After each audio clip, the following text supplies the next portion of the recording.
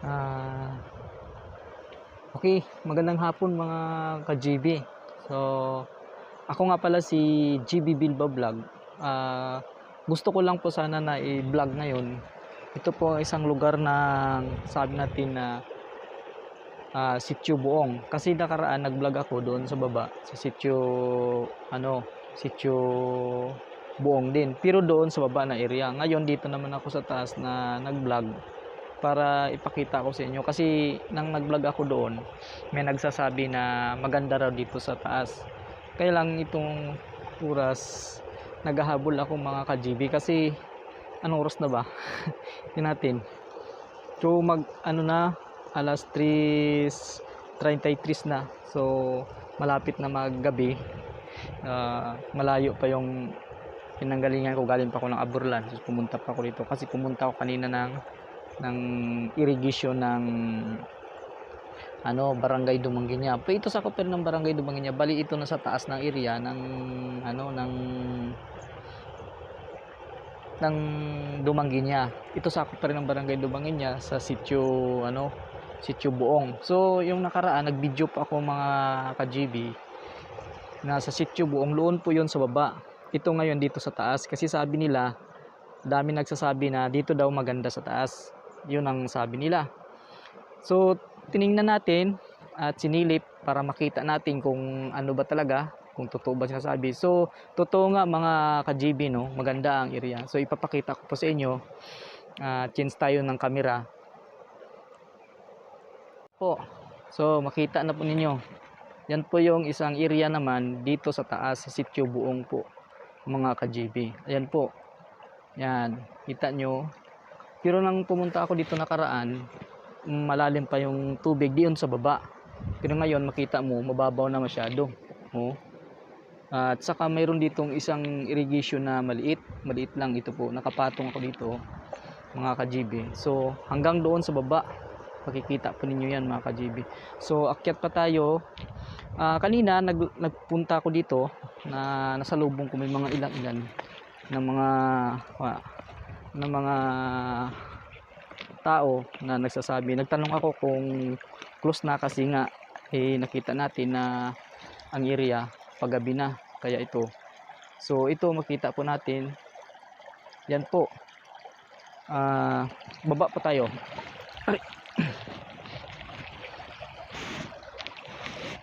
Yan. At saka may area din dito, na medyo malalim itong part na to. Ito sa taas, mga ka-GB. So tingnan natin kung ano ba talaga ang makikita natin dito. Kasi sila mismo nagsasabi na maganda daw ang area. Kasi nakaraan nag-vlog ako, nasa baba lang. Kaya ngayon titingnan natin. So makita natin talaga na maganda nga talaga itong area sa taas.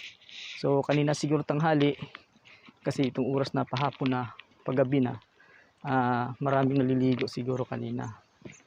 So ito, makita natin. So may part dito na malalim, medyo malalim. Hindi naman siya masyadong malalim. Ayan. Ayan po, makita nyo. Napakalinaw po talaga yung tubig. So kung nagustuhan natin, na gusto mag-relax, so maligo, dito po sa Sitio Buong. So alam po natin na may mga kaibigan tayo na sa ibang bansa, o mga OFW na minsan nag-uwi dito sa Pilipinas, dito sa lugar natin sa Palawan. So kung gusto magbakasyon, mag-relax, so kung malapit kayo sa Barangay Dumanguinya o mismo sa bayan ng Nara, pwede nyo po ito mapuntahan at maliguan ang area. Ito po yung Sitio Buong, Barangay Dumanguinya. Kasi nakaraan nga, inuulit ko, nakaraan nag-vlog ako doon po sa baba. Doon po sa baba, no? Doon sa area, sa malaking ilog din sa karugtong nito sa baba. So mula siguro doon sa baba hanggang sa taas, siguro kung mapapansin mo, kung titingnan ko lang, siguro wala nga kalahating kilometro o kalahating kilometro, papalagay natin. Ayan po mga ka-GB, makita po ninyo yan, ang area. Yan. Tapos itong part na to, malapit na po ito talaga sa bundok. Bundok na kasi taas niyan eh. Yan, makita po ninyo. So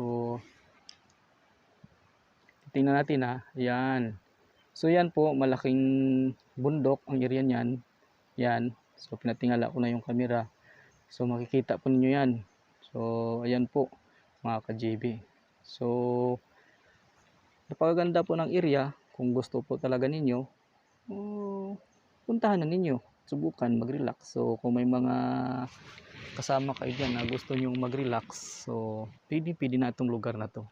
Kasi hindi lang taga rito nagre-relax, no, ang pumupunta sa lugar na to, kundi marami minsan nasasalubong mo doon sa labas. Kaya ang pagpunta nyo lang dito, pagkataon lang sana na maganda yung panahon, mainit. Kasi pag pumunta kayo rito na medyo masama yung panahon, masabi natin na medyo delikado rin itong ilog na to. Kasi minsan hindi natin tiyak ang panahon na malakas yung ulan sa bundok, dito sa baba walang ulan. Halimbawa, basta hindi lang panahon na tag-ulan. Kaya pag bumaba kayo, so makita nyo, bigla na lumababa, hindi nyo mapansin na biglang naglaki yung yung tubig. So maaring magkaroon ng baha. So mangyaring ganun sa atin. So mapanganib yun mga ka-GB. Kaya ito, kung pumunta kayo mga, halimbawa natin, papalagi natin yung panahon tag-init. Tulad ng April, March, ganun. Panahon tag-init talaga yan. So pwede kayo mamasyal dito at maligo dito sa Sitio Buong, Barangay Dumanguiña. Ang Sitio Buong kasi, nakaraan kong ulitin ko, nag-vlog ako, hindi po itong area na to, kundi doon po sa baba mga ka-GB. So ito ngayon ay dito na sa taas mismo. So makikita po ninyo yan. Tsaka may part doon na mayroong daanan doon na nakikita ko ng mga tao. Tapos kanina may nasalubong kong mga tao naglalakad, mayroon silang tawag sa amin lalong. Lalong ko tawag sa amin. So ibig sabihin mga pwedeng mga nitibo ang rito dito sa nakatira sa lugar na to, sa Sitio Buong ito sa may ilog nila dito sa taas. So yan po mga ka-GB, so susubukan pa natin na akyatin ko, may madaanan tayo rito doon sa kabila. Kasi gusto ko pa rin makita doon sa taas na bahagi nito. Ayun, may part doon sa taas na maraming bato, parang kabatuhan na parang maganda. So tingnan natin mga ka-GB. Subukan natin kung maabot ng camera natin. Ayan. So ayun, yun. Yung part na yan na dali. Yan. Kung makita po niyo yan mga ka-GB, ayan po. Yung part na yan, yan po. Yan. Gusto ko po yung puntahan. Kaya lang wala na tayo sigurong oras o panahon na para mapuntahan yan. Sabagay hindi naman ganong kalayo. Kasi lang magtatakip silim na eh. Kahirap. So kanina nag-time check tayo.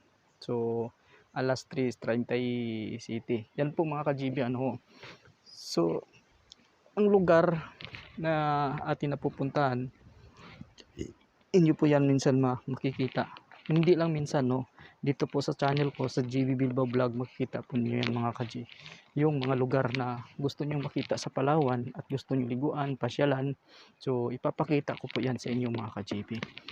So dito medyo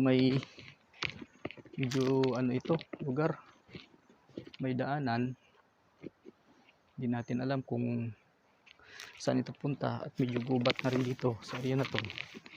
So titingnan natin kung may daan ito papunta doon, kasi pagkaalam ko, saka naririnig ko na parang lagaslas ng tubig ay dahon po yan ng kahoy na sinasabi nilang fire tree ba yan o pine tree? Yan po yung naririnig, yung parang lagaslas. So may daanan dito, subukan natin kung makapunta tayo sa taas. Kung makapunta sana tayo doon, di okay makita natin ang area. Pero kung di tayo makapunta doon, so di natin makita ang area, mga ka-GB. Ito po may daanan dito, ayan. So subukan natin puntahan ang lugar na yung tinuro ko kanina na kung makita so gubat na yan dito. At parang may napansin akong damo na ano yung parang tanglad yung puno. Yan oh. Yan. Yan. Yan. Yan ang halos natutubo dito sa lugar na to. Hindi ko alam kung anong klaseng damo yan. Ha? Yan po napapansin ko dito. Ayan po. Yan. Mga ka-GB. So, ang dami natin napuntang lugar at nasuot-suotan